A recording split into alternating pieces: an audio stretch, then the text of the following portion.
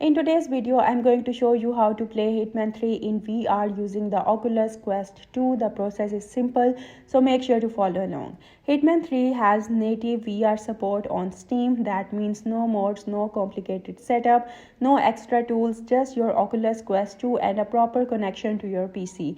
If you check the official Steam page, you will see VR supported listed right there. So before anything else, you need the Meta Quest Link application. So go to the website, download the Meta Quest Link app, install it and keep it running in the background.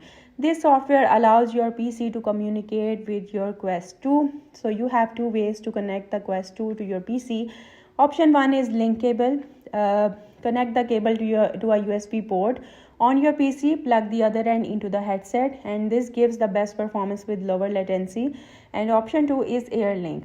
Use your Wi-Fi network, more convenient, but may introduce lag if your internet isn't strong. Choose whichever option fits your setup.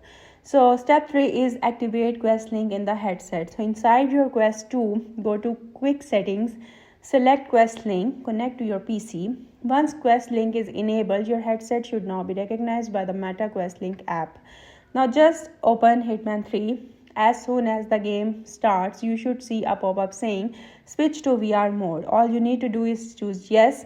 Hitman 3 will automatically detect that a VR device is connected and switch to virtual reality mode. So if you don't see the pop-up, restart the game. Make sure a Meta Quest Link is running. Ensure a Quest Link is properly connected in the headset. Once detected, VR mode will begin immediately. And that's it. You are now ready to experience Hitman 3 in full VR on your Oculus Quest 2. I hope you liked the video. That's it for today. Thank you for watching.